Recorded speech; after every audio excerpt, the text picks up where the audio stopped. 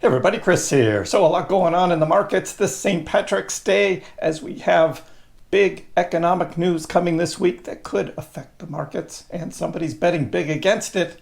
But there's a lot of anticipation for Dogecoin as well. So we're going to talk about all that in this video. Please be sure to subscribe to my channel. Hit that little notification bell too. You can be notified when my new videos come out, as well as when I do live streams. And we've been watching this long-term support for Dogecoin that goes back quite a ways. I'll be showing you that on the charts, which is Dogecoin's not going to zero, and I do not believe we are in an overall bear market. So let's get into it. Let me show you the charts and the news. I'll show you what I'm looking at. And here we start with the current Dogecoin chart. We're just under 17.3 cents. We did get up to about 17.5 early this morning. So nice recovery from Sunday. That's looking good for Dogecoin. Bitcoin's at 83.3. There is a lot of talk about this big short on Bitcoin. We'll take a look at that in a minute. But Bitcoin is holding very well. Only got up to 85,000 yesterday. Not enough to really take out that short. The big short, and of course a lot of other people were piling on shorting Bitcoin as well, trying to ride the wave of this one big shorter. As Bitcoin went down to 81.9, dipped right below 82K there, but the buyers came back and brought it back up. So Dogecoin kind of following along because we're still waiting for this big news. We'll talk about that in a minute as well, coming for Dogecoin. And we hope it's good. We do hope it's good. But here's that big short there, and we've been watching this on Hodl 15 Capital. He's been carrying this. If you didn't see, we covered this on the live stream on Sunday. While you are enjoying your weekend, this guy shorted Bitcoin on 40x leverage. That's right. An $8.3 million account created a $332 million short sale with a liquidation price of $85,290. It got pretty close to liquidating it, but it didn't. Either somebody knows something, right? Or this guy is just manipulating the market on a Sunday. So this is huge, and we're watching this overnight as well. He kept adding funds, so making the short bigger. And for a while there, he was looking at some profits and then a bit of a loss as Bitcoin's price was getting up close to 85K, which was amazing, down over $1 million. But then Bitcoin dropped down. He was up to $5 million profit, deposited another $2 million, increased his short position, and then he was up over $6 million. But then price came back on, up. Then he was down 2 million. I mean, just like crazy numbers. Deployed more capital, deposited another $5 million, increased his leverage, and then was up over $2 million. And it just kept going on and on. So last night, he's up over $4 million. And then he opens a short on ETH. So then he's shorting ETH. And then he just unbelievable, these positions. He closed the ETH short, made about $450,000 just on that ETH. And he took the ETH proceeds and shorted more Bitcoin. I mean, this was huge. And then he goes long on Melania coin. So just single-handedly, right, pumps the Melania token. And it just went on and on and on. So he started to close the short position and buy back last night and was booking some profits. But then early this morning, he turned around and started shorting again.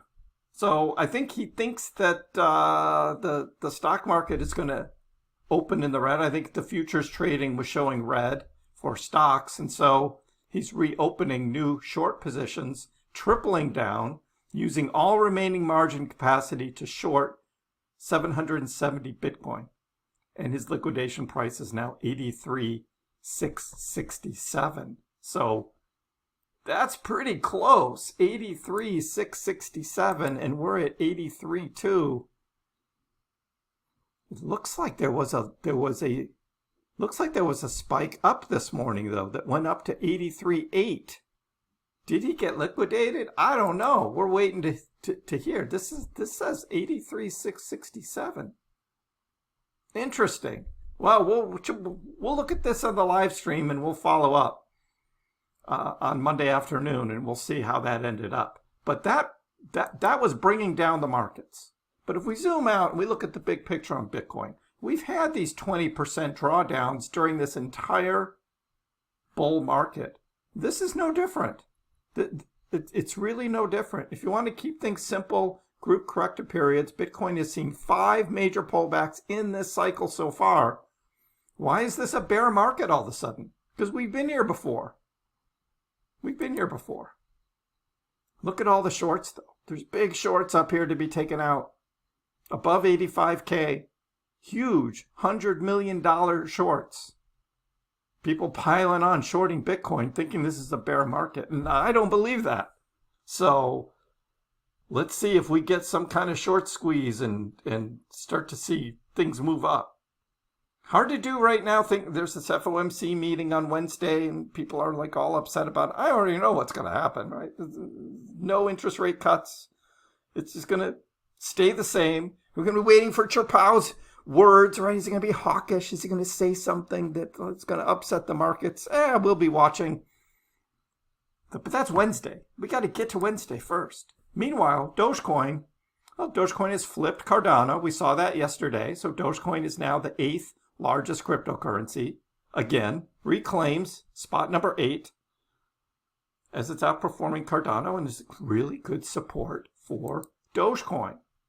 Doge has reclaimed its 7-month trend line support. This is the big news right now, and I can show it on my charts because I've got the same line. That's right. I've got the same line that we zoom out, and we're like way back in August. Remember the gift? Remember the gift here we had when Dogecoin dipped below 10 cents and you could buy Dogecoin for 9.9 cents? Remember that gift? We called that. Now, Dogecoin, went up 42 cents, 48 cents, and we've been in this downward trend since early December. I get that, right? And you would say that is a bear market.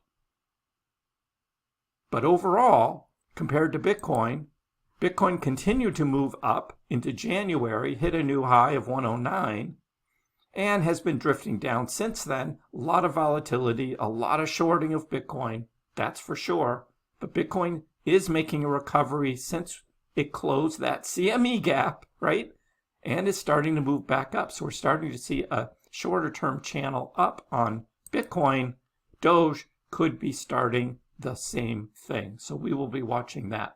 But this upward trend line, of which Dogecoin bounced off 3 times, now, come to March, bounced off again. So that is that long-term upward support for Doge. So that's what it looks like on Cass Abbey's chart, as well as 7-month trend line support reclaimed, now can move up. In the shorter term, Trader Allen says, look, we have this ascending triangle here that we are hitting higher lows. Probably we'll hit another one, and we'll see that today before moving higher.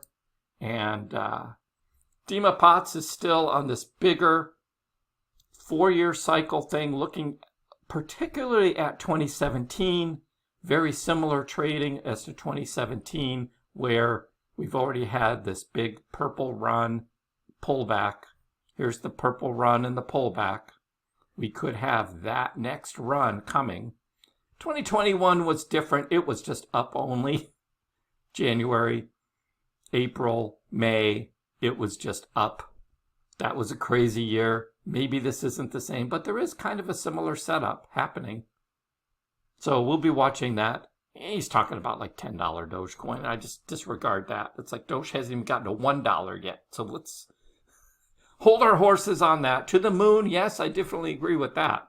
But the setup patterns for cycles are still in play for Dogecoin, not a bear market. So when's Dogecoin gonna run? Master Kenobi does a really nice analysis as well, looking back to 2017. Again, 2017 with a double move. We could say last November was that first move before a big gap before the second move and a big pullback we had in 2017. So we could be experiencing that same thing with the pullback where we are right now. Could chop a bit before that next move up. As Kenobi says, the current pattern on the Doge chart rhymes very well with 2017 pattern. The bull market back then consisted of two roughly equal pumps, both in terms of value and duration. Mark them on the chart, and there you see them. The first phase of the current cycle drew a yellow line that simplistically shows where it started, where it peaked, and how long it took. And then we just copy the same thing again. So we don't know. I mean, he's saying that we're gonna reach right over $1 there. That's more in line with what I think could happen possibly into the fall. I don't know if we're going to have that run in the spring or not. We are still waiting for news. And what news is that? Well, that would be House of Doge. Are we going to hear from the House of Doge? This is why this afternoon's Monday live stream is going to concentrate on the House of Doge, what they're about. We'll see if they have any news. They have been reposting like every X post about Dogecoin. House of Doge reposted. They are reposting. I love that. I love that Doge picture. Just reposting. Even Elon Musk posts and Trump posts. We've got just all of the other Doge creators. And that's what House of Doge is doing. They are in this reposting mode right now. Is this gearing up for something? And even Chris Pack's post, that's right, even reposting a Chris Pack's post here for House of Doge. So we will check in with that. Look, we're waiting. You have to be patient, guys. I know you guys want this immediate stuff going on, but right now, the market conditions are trading with the stock market. The stock market opens red. We're going to see a little more pullback. We'll see how that goes during the day. Join me on the live stream this afternoon. Leave a comment below. What do you guys think? Long-term support? I still think that it's going to go up from here. Again, a little choppy for the week, though. Kangaroo market right now. Not really a bear. Give the video a like if you haven't already. Please subscribe to my channel. I appreciate the support. We'll see you next time.